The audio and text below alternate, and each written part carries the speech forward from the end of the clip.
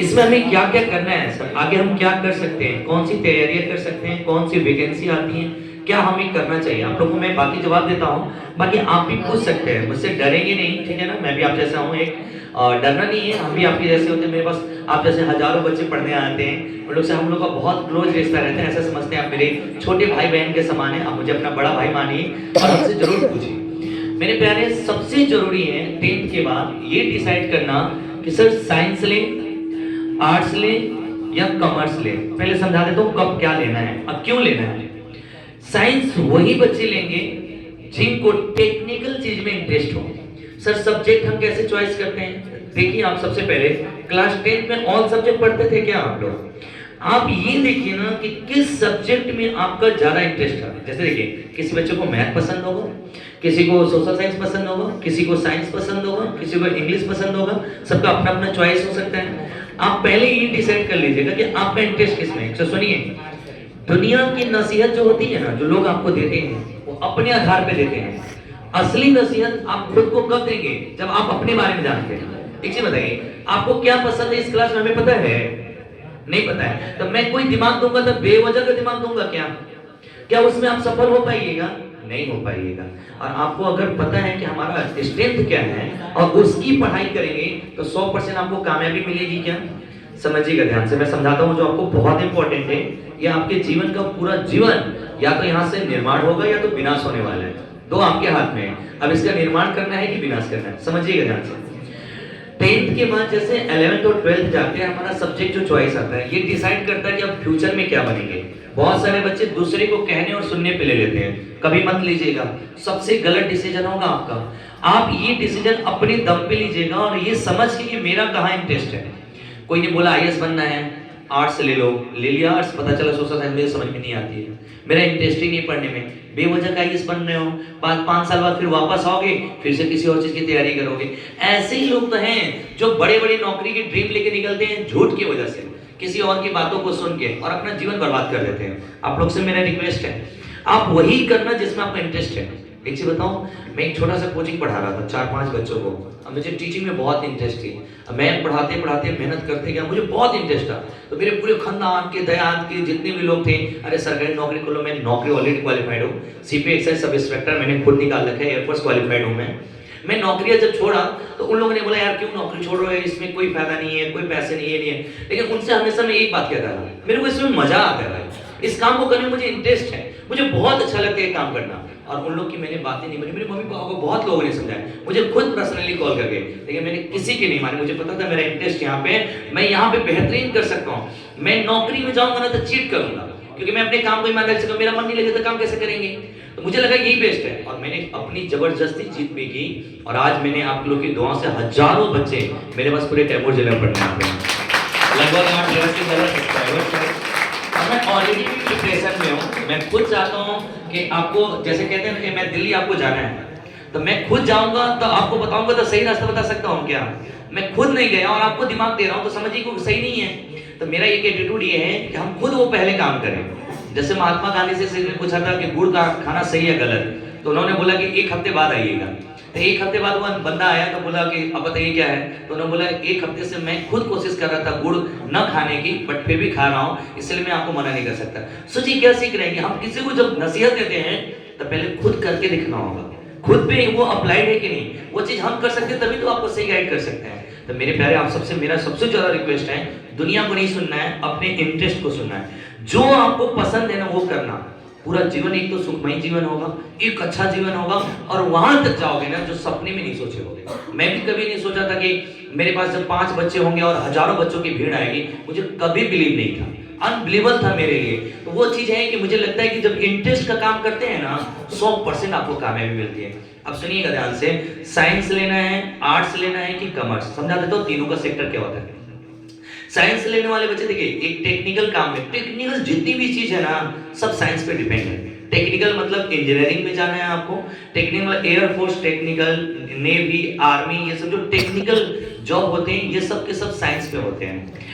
अगर science sector से लेते हैं तो एक और फायदा है कि क्या सर साइंस से लेके हम आईएएस पीसीएस ये सब नहीं कर सकते। देखिए गवर्नमेंट जॉब की तैयारी के लिए ना तो साइंस मैटर करता है ना आर्ट्स मैटर करता है। जितनी भी सरकारी नौकरियां हैं उसके लिए साइंस हो आर्ट हो कॉमर्स हो कोई मतलब नहीं है, सबसे दे सकते हैं आप किसी भी से हो। लेकिन अब सर हम गवर्नमेंट जॉब की अगर तैयारी करते हैं तो मुझे जैसे मेरा इंटरेस्ट है बीपीएससी करना है, मुझे यूपीएससी करना है, मुझे सीजीएल करना है। अब देखिए सीजीएल जो होता है कंबाइंड ग्रेजुएशन लेवल का एग्जाम होता है जिसमें income tax officer excise inspector हम लोग बनते हैं। उसमें क्या होता है सब इंस्पेक्टर बनते हैं। इसमें क्या होता है मैथ रीजनिंग और साइंस सोशल साइंस मतलब कंप्लीट उसमें साइंस सोशल साइंस दोनों रहते हैं और इसके अलावा इंग्लिश, ये 4 सेक्शन रहते हैं मैथ रीजनिंग और कंप्लीट जीएस और रीजनिंग। अगर ये चारों सेक्शन पे आपकी अच्छी पकड़ है तो कहा जाता है मिनी आईएएस बोला जाता है इसको। कम पैसे में ना के बराबर पैसे में 2000 10,000 5,000 में आप तैयारी करके एक मिनी आईएएस भी बन सकते हैं। इसके लिए लेकिन आपका अच्छा होना चाहिए सबसे जरूरी मैथ और इंग्लिश। जिनका मैथ और इंग्लिश अच्छा है वो सीजीएल कर सकते हैं। जिनका सोशल साइंस अच्छा है वो बीपीएससी करिए यूपीएससी करिए दरोगा बनिए। बीपीएससी टीचर्स में आप जा सकते हैं जो टीचर्स की इसमें वैकेंसी आ रही है इसके लिए कर सकते हैं। जिनका कॉमर्स अच्छा है वो टीचिंग में जा सकते हैं। कॉमर्स वाले याद रखेंगे सबसे जरूरी जो बच्चे कॉमर्स के सिलेक्ट कर लेते हैं याद रखिएगा बाकी चीजें आप लोग के लिए दूर हो जाएंगी। मतलब बाकी सब्जेक्ट का आपको कोई फायदा नहीं मिलेगा कॉमर्स पढ़ेंगे। कॉमर्स वाले दो ही चीज में जाएंगे एक बैंकिंग और एक सेकंड आप लोग एमबीए करना चाहते हैं तो आप कॉमर्स ले लीजिएगा तब जाके एमबीए। लेकिन कॉमर्स का स्कोप तो कम है लेकिन ये क्या रखिएगा कॉमर्स लेने वाले बच्चे भी कम है तो वहाँ पे सिलेक्शन बहुत कम टाइम में भी कम मेहनत से भी हो जाती है। तो वहाँ पे बच्चे भी कम जाते हैं कंपटीशन भी कम है लेकिन स्कोप भी कम है उसकी वैकेंसी कम आती है। अब सर हमें क्या लेना चाहिए? देखो आर्ट्स से जो बच्चे लेंगे ना मैं तो एक ही रिकमेंडेशन देता हूँ अपना एक्सपीरियंस बच्चों का अनुभव। आर्ट्स जो बच्चा लेगा ना जिसको यूपीएससी करना है बाकी जिनको सीजीएल सीपीओ छोटे एग्जाम निकालने हैं आईएएस नहीं करना है बाकी कोई भी गवर्नमेंट जॉब करना है साइंस लेके पढ़ लेना। इसका फायदा क्या होता है आर्ट्स जब लेके पढ़ते हैं ना तो आप बहुत ज्यादा कॉन्सेंट्रेट होकर पढ़ाई नहीं करते हैं और आपका दिमाग थोड़ा सा डल सा हो जाता है बहुत टाइम नहीं दे पाते हैं आप लोग। तो आप साइंस लेके पढ़ेंगे ना तो जो 2 साल मेहनत करते हैं ना आपको जैसे मेरे यहाँ जिला कॉम्पिटिशन से तैयारी करने आते हैं बच्चे तो जो साइंस वाले हैं ना बहुत तेजी से कैचअप करते हैं कुछ भी हम लोग पढ़ाते हैं तुरंत वो समझ जाते हैं। लेकिन वही आर्ट्स वाले 2 साल जो डल में गुजार देते हैं कहीं क्लास कोचिंग नहीं करते हैं वो लोग क्या करते हैं कि पढ़ना ही नहीं समझते हैं बेसिक चीजें स्क्वायर क्यूब की चीजें नहीं समझ पाते हैं। तो मुझे लगता है आप लोग को अगर जनरल भी करना है ना बाबा साइंस लेके पढ़ लेना अगर ठीक ठाक हो तो।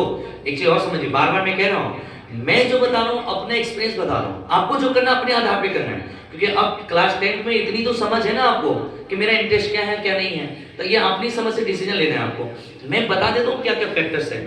इसके अलावा अगर आप इसके अलावा मेडिकल में जाना चाहते हैं और इंजीनियरिंग में जाना चाहते हैं बाबू तो बायोलॉजी पता है आप लोग को कि जिनको मेडिकल करना है याद रखिएगा मेडिकल करने के लिए आपके पास लाखों पैसे होने चाहिए। अमीर घर के बेटे हो बहुत पैसे मम्मी पापा अफोर्डेबल हो तभी करिए। कुछ सपने हम त्याग इसलिए नहीं देते कि हमारा परिवार हमारी फैमिली और हमारा एजुकेशन सिस्टम हमें पूरा साथ नहीं दे पाता है। तो मैं नहीं कहूँगा जबरदस्ती आपकी जान दीजिए यहाँ पे जाके आप वही करिए। 2 चीज देख लीजिए एक बैकग्राउंड मम्मी पापा सपोर्ट करें दूसरा अपना भी इंटरेस्ट हो उस काम को करिए 100% आपको सफलता जरूर मिलेगी। बहुत सारे बच्चे अभी मेडिकल एग्जाम में आप लोग को होने वाला है ना कितने से 17 से है ना 15 से है ना 15 मार्च से है फरवरी में है फरवरी से ही है तो 15 फरवरी से जिन लोगों के एग्जाम है आप लोग के लिए थोड़ा सा मैं गाइड कर देता हूँ अपनी तरह से।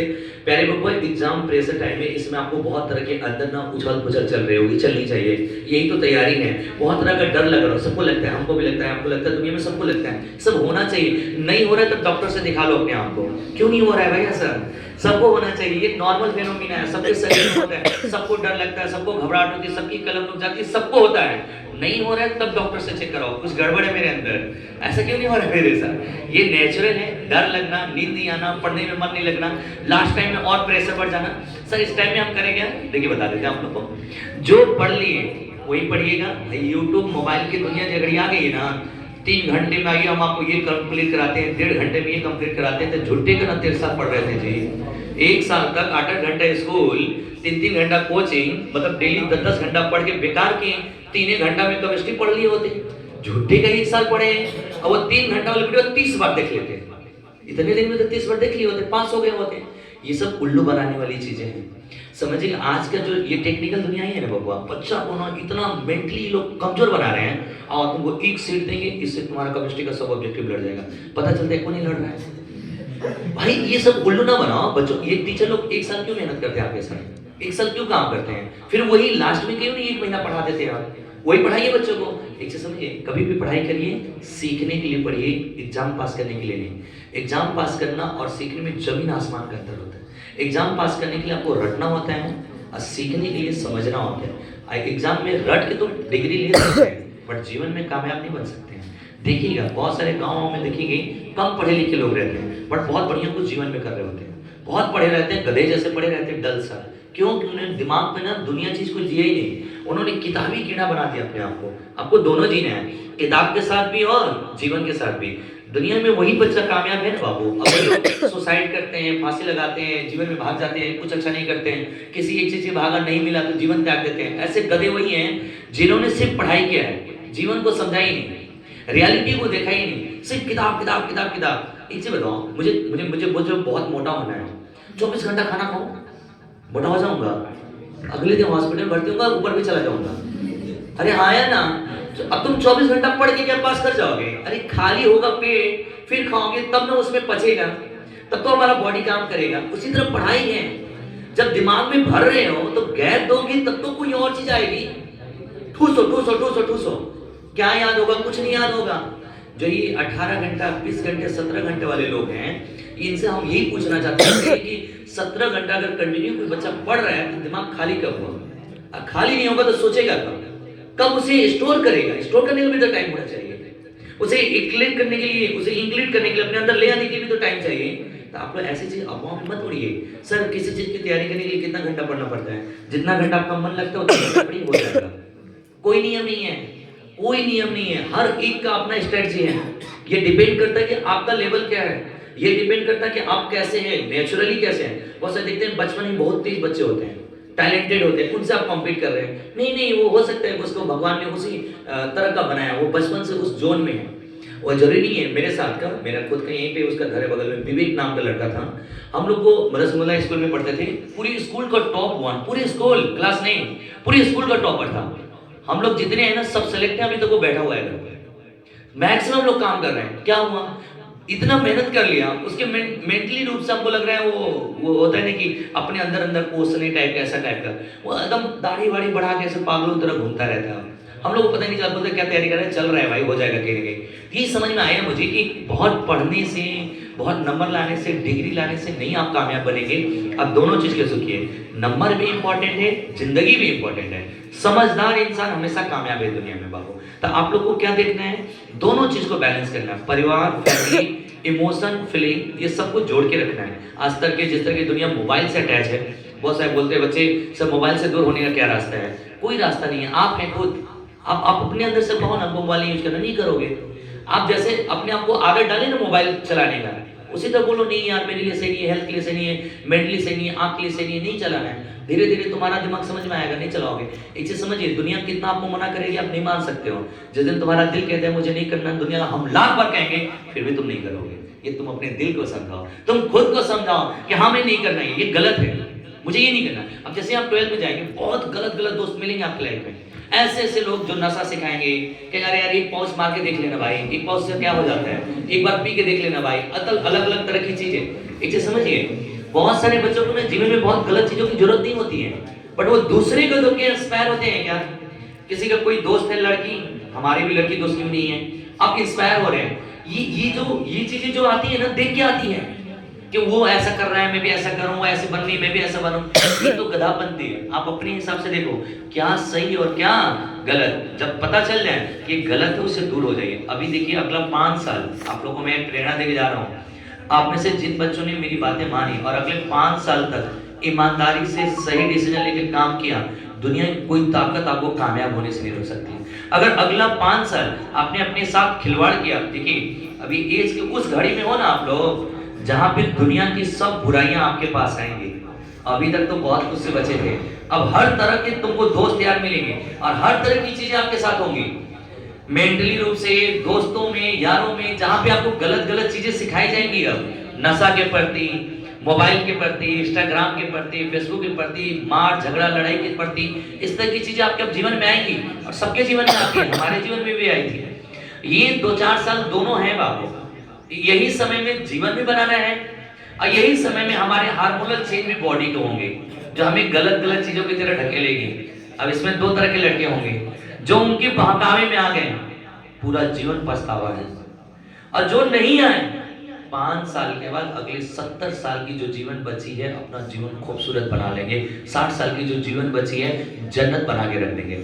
आप मिडिल फैमिली के बच्चे हैं बाबू, आपको पता नहीं है, आप यहाँ पे बैठे हो ना, जितने बच्चे बच्ची जब अपने घर से लेके आते हो ना कॉपी लेके, मम्मी देखती है मेरे एक ऑफिसर बेटवा जा रहा है, एक ऑफिसर बेटिया जा रही है। आप जब कॉपी लेके आते हैं ना उनके अंदर से एक आता है, वाह मेरा बेटा जा रहा है कॉपी लेके। लेकिन इस दिन जब वो बच्चा कुदाल लेके चले, रींच प्लास लेके चले, किसी के हम मजदूरी करता, कलेजा फट जाता है, पूरी जीवन का मेहनत बेकार हो जाता है। आप ऐसा गलती मत करना, प्लीज आप ऐसा गलती मत करना।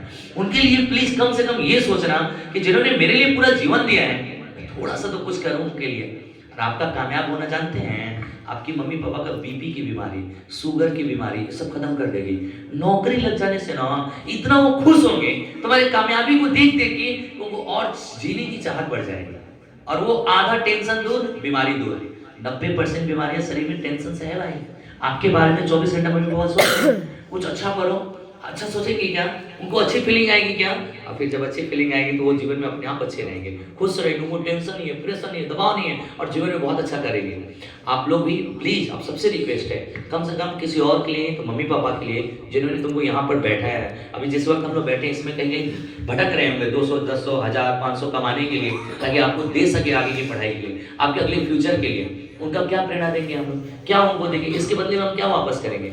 यही कि मैं बेरोजगार रह गया, यही कि मैं कुछ नहीं किया? नहीं नहीं बाबा, ये नहीं होना चाहिए। आपको जरूर मेहनत करनी है, उनके लिए करनी है कम से कम, ताकि आप जीवन में आगे बढ़े। उस माँ के लिए जो आपके लिए मेहनत करती है, एक प्यारी सी लाइन है मेरे जीवन में हर स्टेज पे मैं बोलता हूँ, माँ तेरे पसीने के हर एक बूंद को मोती सा चमका दूंगा। जो मम्मी हम लोग के लिए इतनी मेहनत करती है पागलों की तरह, ये खाओ वो पियो ये करो पढ़ो लिखो, हम लोग रात भर जगते हैं तो वो भी रात भर जगती है, भले वो पढ़ती नहीं है लेकिन जगती है हम लोग के साथ। जब हम सोते हैं तभी वो सोती है। उसके लिए है, माँ तेरे पसीने के हर एक बूंद को मोती सा चमका दूंगा, चमकती वर्दी पहनकर 3 अस्त्र लगाकर पहला सलूट तुझे ही दूंगा, पहला सलूट। उस पापा के लिए जो हम लोग के लिए प्यार तो बहुत करते हैं लेकिन कभी दिखाते नहीं है। याद रखिएगा, मैं दिल्ली में रहता था तो मेरी मम्मी अक्सर फोन करती थी, डेली शाम में फोन करती थी। मैं दिल्ली में जब पढ़ाई करता था और डेली पूछती थी कैसे हो, क्या कर रहे हो। तो मैं सोचता था कभी पापा का फोन नहीं आता है, गजब पापा है मेरे, कभी फोन नहीं करते यार, मम्मी तो फोन करके पूछ लेती है। मुझे कुछ दिन के बाद जब मैं आया और मुझे पता चला कि मम्मी तो फोन लगाती थी लेकिन जितने सवाल हुआ करते थे मेरे से, पैसा है कि नहीं, खाया कि नहीं, हेल्थ है कि अच्छी नहीं, वो सब सवाल पापा के थे। पापा बगल में बैठ के बोला करते थे, मम्मी पूछा करती थी। ये पापा होते हैं जो हमें अपनी मोहब्बत दिखाते नहीं हैं, जताते नहीं हैं लेकिन करते बहुत हैं। बहुत बार ऐसा होता है जैसे लगता है कि हमारे पापा हमसे प्यार नहीं, बहुत प्यार करते हो। दुनिया में 2 इंसान पे कभी शक मत करना, एक माँ एक बाप। पूरी दुनिया जब आपको गलत कह रही होगी, कोई एक इंसान होगा जो आपको गले लगाएगा, वो आपके मम्मी पापा होंगे। वही माँ है ना, जब हम कोई गलती कर देते हैं पड़ोसन से लड़ जाती है, घर में आके पूछ देती है, मतलब वहां पे मेरा बेटा नीचे ना गिरे, मेरी बेटी नीचे ना करे, घर में आके हमें कुटती कि गलत है, ऐसा नहीं करो तुम। यही है ना। जबकि दूसरे क्या है, किसी गलती पकड़ेंगे और आपको पूरे समाज के सामने निंदा करेंगे। ऐसे हैं माँ बाप हमारे। जब हम सब गलती करके आएंगे ना और किसी की गोद में सोना चाहेंगे, तो मम्मी और पापा होंगे जो अपने गोद में सुला लेंगे हमें और हमें माफ करने की क्षमता रखते हैं। दुनिया में एक दोस्त एक गलती से अलग हो जाता है, एक भाई एक बार तेज बोलने से अलग हो जाता है, लेकिन माँ बाप एक ऐसी प्राणी है जीवन भर गाली देते रहो तब पर भी तुम्हें प्यार करते रहेंगे। ऐसी वो है, ऐसे मोहब्बत करने वाले हैं। तो माँ बाप के लिए हमेशा दिल में रिस्पेक्ट रखिएगा, कभी माँ बाप का रिस्पेक्ट मत करिएगा। वो जो बोलते हैं सही बोलते हैं, वो जो बोलते हैं वो सच है। तुमको पता है कि गलत भी बोल रहे हैं तब वो मानो, आप कह रहे हो उनमें बहुत सही है। वो याद रखिएगा, एक ऐसे इंसान है ना जो दूर से हमें सोचते हैं। हमसे ये बताओ, हम लोग मम्मी पापा 30 साल 40 साल आगे जीवन देखे हैं क्या? तो उनसे हम क्यों ज्ञान के बारे में बात करते हैं? जो हमसे ऑलरेडी 40 साल आगे की जानकारी रखें, वो पूरी दुनिया जी के बताते हैं क्या हमको? हम क्या जिए? अभी तक कुछ नहीं देखे हमने, वो सब देखा है क्या? तो फिर उनको हम कैसे जज करते हैं कि आप सही हो आप गलत हो? तो जो लोग आप में से मम्मी पापा से बहस करते होंगे या डिसरेस्पेक्ट पे बात कर रहे हैं, आज हाथ जोड़ के मैं आपसे रिक्वेस्ट कर रहा हूँ, प्लीज ऐसा नहीं करिएगा, कभी नहीं। वो सबसे बड़े हैं भाई दुनिया में। जब तुम्हारा नहीं होगा ना वो तुम्हारे साथ खड़े होंगे। प्लीज आप ये गलती मत करना, कभी बहस मत करिएगा, कभी जुबान मत लड़ाइएगा। उनको मतलब माँ बाप को कुछ भी बोले, मारे पीटे गाली दे, कुछ भी दे, वो माँ बाप मतलब माँ बाप। दो इंसान को रखो जिसको अधिकार रखो ना, हमको कुछ भी बोले मारे कोई फर्क नहीं पड़ता है। वो मेरे राजा हैं, मेरे भगवान हैं। अब वो बोलेंगे ना कुछ नहीं होगा मेरा, मैं उनके लिए सर्व हूं। मैं वो वही है, बस बस बस बस। मम्मी पापा नहीं, बाकी से लड़ जाएंगे दुनिया में गलत सही के लिए, वहां पे गलत सही के लिए लड़ना नहीं है, हार जाना है, हमेशा हार जाना है। ये एक अच्छा बेटा बन के जरूर दिखाना है आप लोग को। उस पापा के लिए रख बापू भरोसा, तेरा हर सपना पूरा कर दूंगा। रख बापू भरोसा, तेरा हर सपना पूरा कर दूंगा। चमकती वर्दी पहनकर 3 अष्टा लगाकर तुझे भी सलूट दूंगा, तुझे भी सलूट। जो आप लोग मेहनत करें उसके लिए, और इसके बाद मैं अपनी बारी को विराम दूंगा। ना संघर्ष ना तकलीफ, खाक मजा है जीने में। अरे ना संघर्ष ना तकलीफ, खाक मजा है जीने में। बड़े बड़े तूफान थम जाते हैं जब आग लगी हो सीने में, जब आग लगी हो। लास्ट है, यूं जमीन पे बैठकर क्यों आसमान देखता है, यूं जमीन पे बैठकर क्यों आसमान देखता है। पंख खोल उड़ान भर, पंख खोल उड़ान भर, जवाना सिर्फ उड़ान देखता है, जवाना सिर्फ उड़ान देखता है। थैंक यू इतना सारा प्यार देने के लिए। मुझे उम्मीद है आप लोग को मेरी बातें से बहुत कुछ सीखने को मिली होगी, और अगर कोई हार्ड वर्ड मैंने बोला होगा तो उससे आप बुरा नहीं मानेंगे। मैं आपके लिए भले के लिए, 3 लोग हमेशा आपका भला चाहते हैं, माँ बाप शिक्षक, कभी बुरा नहीं माना चाहिए। Love you all, thank you so much. और दिल से धन्यवाद पवन सर का, आप सभी सर का दिल से धन्यवाद, आप लोगों ने मुझे सुना। Thank you so much.